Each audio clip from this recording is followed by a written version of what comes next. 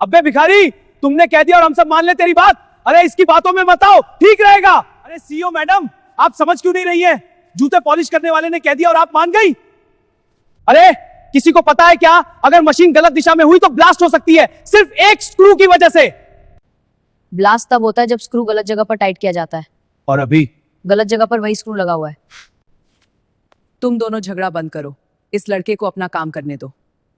पूरा हॉल अब भी खामोश था, जैसे हवा तक रुक गई हो। कुछ सेकंड पहले तक जिस लड़के को कोई देखना भी नहीं चाहता था, अब उसी की एक उंगली सबकी नजर बन चुकी थी।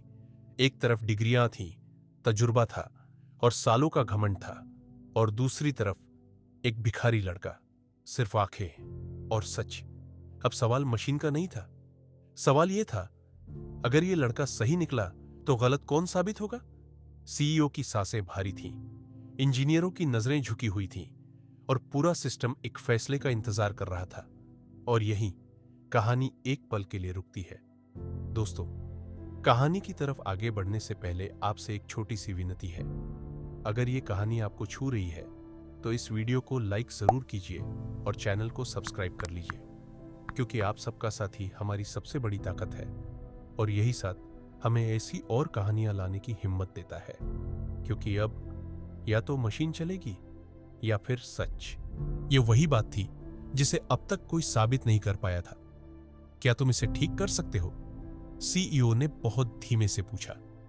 लड़के ने मशीन की तरफ देखा, फिर अपनी हथेलियों की तरफ। उन हथेलियों में पॉलिश के दाग थे, कट थे, छाले थे।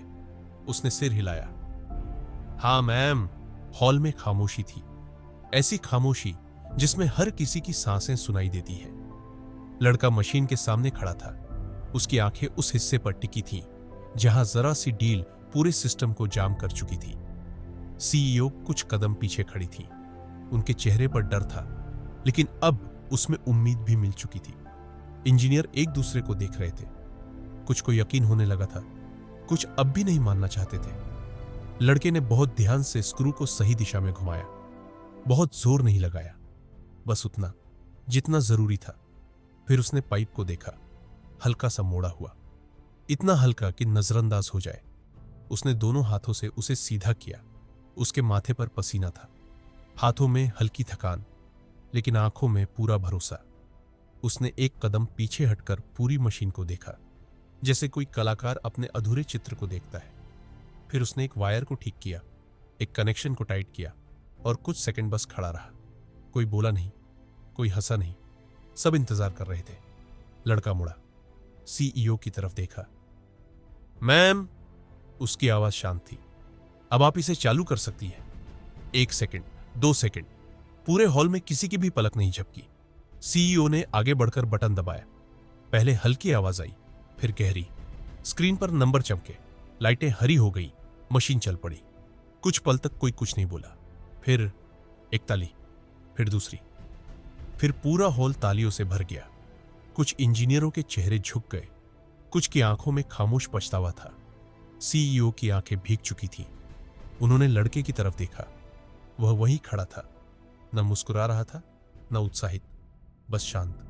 तुमने, सीईओ ने बोलना चाहा, लेकिन शब्द गले में अटक गए। तुमने हमारी कंपनी बचा ली। लड़का चुप रहा। तुम्हारा नाम क्या है? सीईओ ने पूछा। लड़के ने सिर झुकाया। नाम से क्या फर्क पड़ता है मैम, उसने कहा। लोग तो मुझे भिखारी ही कहते हैं। हॉल फिर शांत हो गया। सीईओ आगे बढ़ी। उन्होंने लड़के के कंधे पर हाथ रखा। आज से नहीं, उन्होंने कहा, आज से तुम हमारे लिए बहुत कुछ हो। मैनेजमेंट आगे आया, इनाम की बातें होने लगी, पैसा, कपड़े, रहने की जगह। लड़का सब सुनता रहा, फिर बहुत धीरे से बोला, मैम, अगर आप सच में खुश हैं तो मुझे एक चीज दे दीजिए। क्या? सीईओ ने पूछा। मुझे यहां रुकने दीजिए, उसने कहा। देखने दीजिए, सीखने दीजिए। हॉल में कोई हंसी नहीं थी, यह मांग सबसे कीमती थी। कुछ देर बाद लड़का बाहर निकल गया। वही फुटपाथ, वही पॉलिश बॉक्स, वही फटा बैग, लेकिन आज उसके कदम हल्के थे। कंपनी के अंदर लोग अब भी उसी के बारे में बात कर रहे थे, और बाहर वह फिर से जूते पॉलिश करने बैठ गया, जैसे कुछ हुआ ही ना हो, लेकिन हुआ था बहुत कुछ। लड़का बाहर फुटपाथ पर बैठा था, वही जगह, वही धूल, वही पॉलिश बॉक्स, लेकिन आज उसके आसपास की दुनिया थोड़ी बदली हुई थी। लोग रुक रुक कर देख रहे थे। कुछ वही लोग थे जो कुछ घंटे पहले उसे बिना देखे अंदर चले गए थे। अब उनकी नजरें रुक रही थी। लड़का जूते पॉलिश कर रहा था, जैसे रोज करता था, लेकिन आज उसके हाथों में जल्दी नहीं थी। उसके दिमाग में अंदर की मशीनें घूम रही थी। Screw, pipe, wire. वह जानता था कि आज जो हुआ वह किसी सपने से कम नहीं था, लेकिन उसने खुद को सपनों में नहीं डुबोया, क्योंकि उसने जिंदगी को बहुत करीब से देखा था। कंपनी के अंदर मीटिंग चल रही थी। सीईओ सामने बैठी थी। उनका चेहरा शांत था, लेकिन आंखों में कुछ नया चमक रहा था। आज अगर हम यहाँ बैठे हैं तो उसकी वजह सिर्फ डिग्री नहीं है, उसकी वजह सीखने की भूख है। हमने एक बच्चे को बाहर बैठा रहने दिया और अंदर हम सब जवाब ढूंढते रहे। आज से हम सिर्फ कागज नहीं देखेंगे, हम समझ देखने की हिम्मत भी रखेंगे। मैडम, वो बच्चा काबिल है, इसमें कोई शक नहीं, लेकिन सिस्टम भी कुछ होता है। कमरे में हलचल हुई।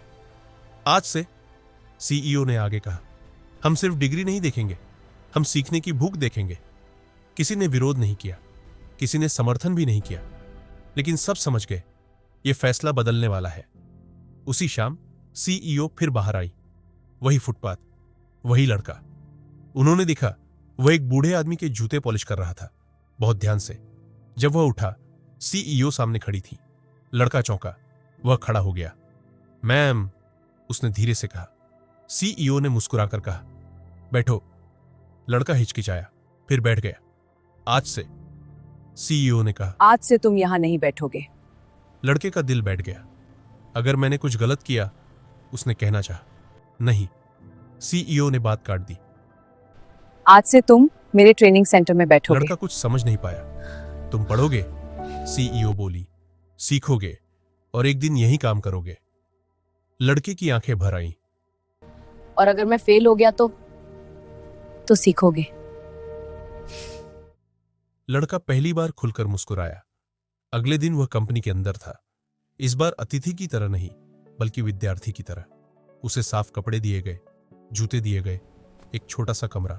लेकिन सबसे कीमती चीज जो उसे मिली वह थी सीखने की आजादी। वह सवाल पूछता था, बहुत सारे।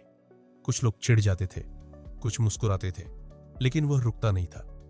समय बीतता गया, फुटपाथ बदल गया, पॉलिश बॉक्स एक कोने में रख दिया गया, लेकिन वह फटा हुआ बैग उसने संभाल कर रखा, क्योंकि उसी बैग ने उसे यहां तक पहुंचाया था।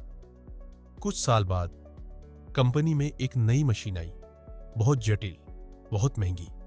इंजीनियरों की टीम उसके सामने खड़ी थी। बीच में खड़ा था एक युवा।